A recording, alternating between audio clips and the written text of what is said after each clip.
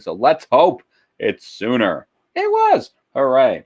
So we're going to be looking at an aspect, we'll call it the golden age of Greece, because we're going to start looking at some of the advancements.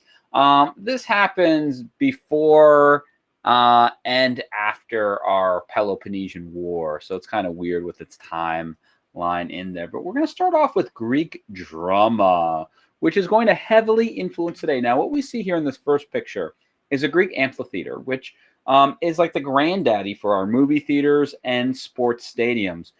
These are ruins, obviously, and so this would be built up here. So here's the stage, well, back area. So a lot of the stage would be down here, but some up there. And you'd have a wall over here. So the sun would reflect back. So the real cool thing is how they were acoustically designed so that you could be at a whisper speaking normally. And, you know, Gus, who's way up here in the nosebleed seats, could still hear perfectly.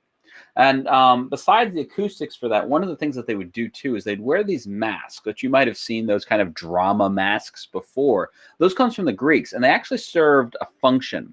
Because if Divine is all the way up on the top, he's not going to be able to see all the facial expressions of our great actor Samuel here. So they would wear these big giant masks with very exaggerated faces so that when Samuel's happy, he's wearing the happy mask so that Divine knows, oh, he's happy. And then when he's sad in the play, he wears the sad mask, and then Divine goes, oh, something sad's happening. Okay, I get it. But also kind of with how the masks were designed, they'd almost work like a megaphone to help the voice carry even further. So it's really super duper cool.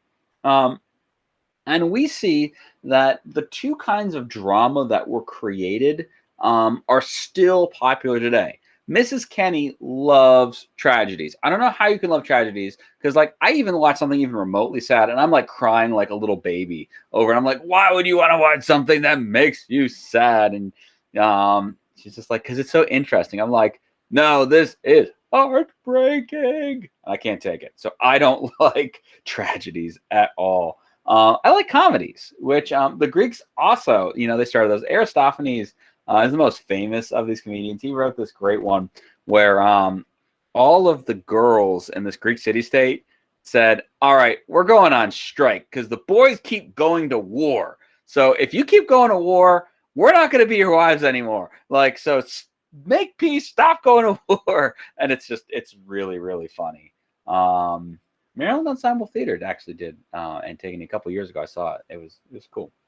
All right, so that's Greek drama. And we learn so much from the Greeks with this. Not only how we design our movie theaters and like stadiums, but, you know, to the kind of entertainment we consume. Here's Greek art. We've talked a little bit about it so far already. The idea of these lifelike statues. No, everybody in Greece was not naked and totally buff. But they thought this was the idealized version of man. They knew that people weren't really like super like, I have 1 million muscles. I've got a 36 pack right here. I was pointing to my tummy, which is definitely not a 36 pack. But yeah, so that's why they're often usually doing like sports or things like that to the idealized version. So we'll see pretty much every guy and girl statue kind of having similar body types for their gender.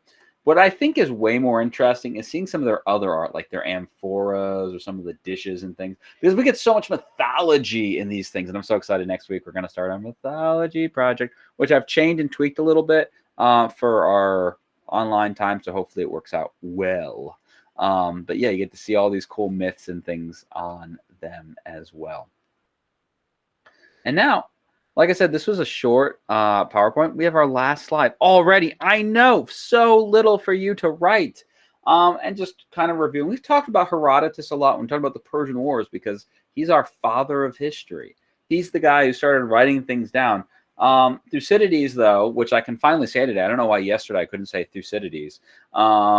He goes and says, you know, you can't do what you did, though, Herodotus. You got to be fair and even. Just tell the facts. Because we know Herodotus, he was biased against the Persians. Whenever he got a chance to call them barbarians or to go and, you know, say something not nice about them, he did. Whereas Thucydides says, no, just give the people the facts and then Caleb will decide what to think about it. Which honestly, with how news is today, you get it always skewed in some ways. I want to know just the facts, not what you think about them, so that we can make our decisions. Medicine, this is going to be something. We keep on singing, Hippocrates and more on that last verse of the song. Hippocrates is going to be really important because he's going to create the Hippocratic Oath, which is something that doctors still today say. And it's a good thing they do, because this is a promise that Dr. Danielle, she is going to put the patient's health and care before everything. And she's not going to go do experiments without, Lance's permission. She is going to make sure to keep Rylan as healthy as possible. She's not going to poison her on purpose or anything like that. It is a good thing, and doctors still do it today. So now, much Arabs. That is our notes for the day. I am stopping the recording. Are there any questions?